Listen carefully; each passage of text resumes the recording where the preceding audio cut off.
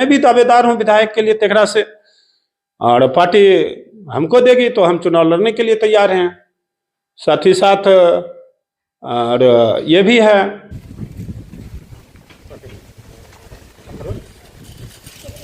बिहार में कुछ ही महीने में विधानसभा के चुनाव होने वाले हैं और इसको लेकर राजनीतिक सरगर्मी काफी बढ़ी हुई है। एक नई पार्टी बनी है जनसुराज, जिसका नेतृत्व प्रशांत किशोर कर रहे हैं। नमस्कार, मैं हूं विजय कुमार और आप देख रहे हैं खबर पोस्ट।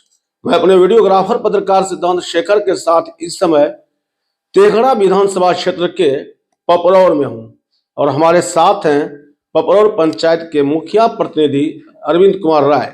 इनका और एक परिचय दे दूं कि ये लगातार 5 बार, खुद 3 बार 2001 से लेकर अभी 25 चल रहा है, इन्हीं का परिवार मुखिया बन रहा है। 3 बार खुद बने, 2 बार इनकी पत्नी बनी है कि ये जनसुराज से जुड़े हुए हैं और मजबूत दावेदारी अपनी प्रस्तुत कर रहे हैं जनसुराज की ओर से। क्यों जनसुराज को चुना आपने? इसके पहले कहीं किसी राजनीतिक दल से जुड़े हुए थे? कुछ दिन कांग्रेस में काम किए थे कार्यकर्ता के रूप में ही। जनसुराज से जुड़ने का मुख्य कारण यह है कि लगातार 70 साल से बिहार के लोग जातिगत राजनीति किए, लेकिन यहाँ के युवाओं के बारे में, किसान के बारे में, महिलाओं के बारे में, बुजुर्गों के बारे में और पलायन के मुद्दा पर, शिक्षा के मुद्दा पर कोई उचित निर्णय नहीं ले पा रहे थे। इसी में दरमियान प्रशांत किशोर जी इस सोच को लेकर आए कि बिहार को बदलना है, और जब बिहार बदलने की बात हुई और युवा लोग उसमें जुड़ने लगे तो हमको भी लगा कि बिहार बदलने में एक गिलहरी की तरह एक कंकर उठाकर रखा जाए ताकि पुल निर्माण हो सके और बिहार बदल सके। अरविंद जी, चुनाव का मुद्दा क्या होगा इस बार जनसुराज के लिए बिहार में? देखिए, सबसे बड़ी बात यह है कि बिहार की सबसे बड़ी मुद्दा है पलायन का।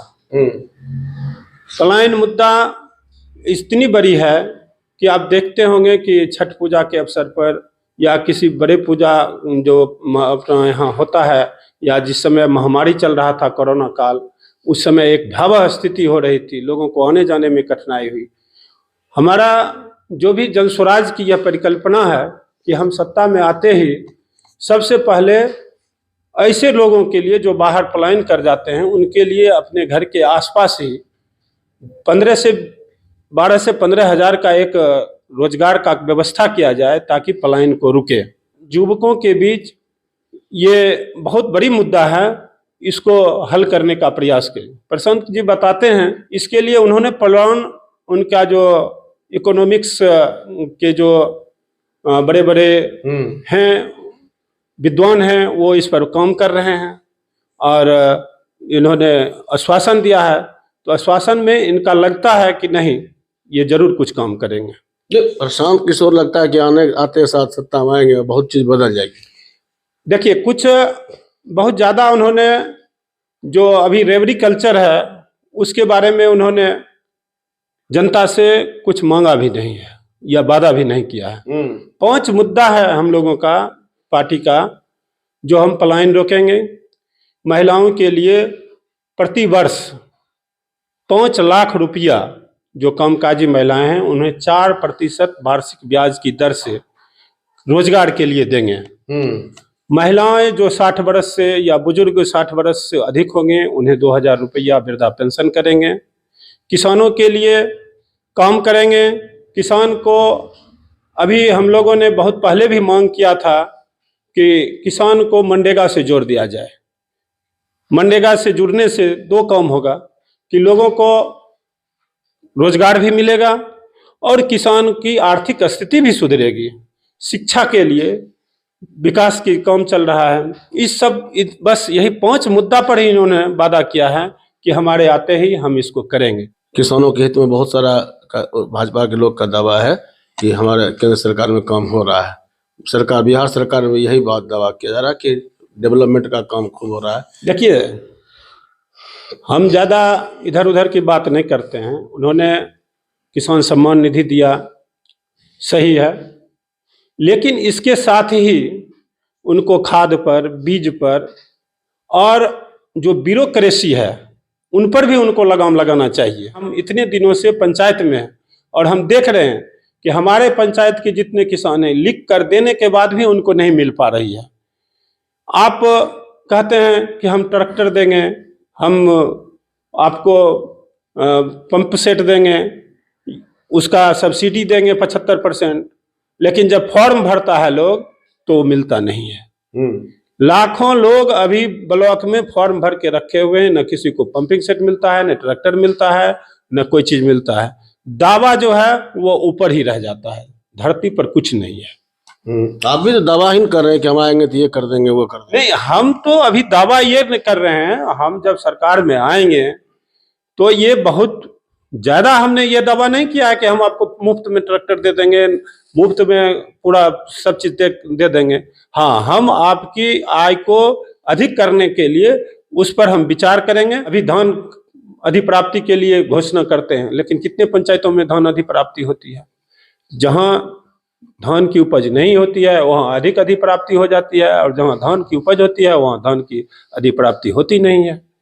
ये समस्याएं हैं और हमने कहा है कि आय बढ़ोतरी के लिए हम प्रयास करेंगे, मनरेगा से किसान को जोड़ेंगे। मुफ्त की बात चली थी, उसमें हमारे सूत्रधार जो प्रशांत किशोर जी हैं उन्होंने साफ कहा कि हम अभी इस पर कोई ये नहीं करेंगे, मनरेगा से हम उनको जोड़ने का प्रयास करेंगे ताकि किसान की जो लागत है फसल पर वो कम हो जाए, मजदूरी पर कम हो जाए। क्या लग रहा है आपको, जिस तरह से बहुत सारे दावेदार उभर के आ रहे हैं आपकी पार्टी में, नई पार्टी है, तो क्या लगता है ये कंपटीशन बढ़ेगा?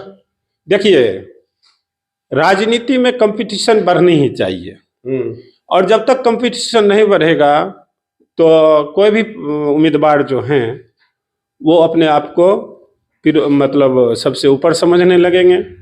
तो ये अच्छी लगती है कि कंपटीशन बढ़े और पार्टी को, जनता को जो स्वीकार्य होगी उसको टिकट मिले।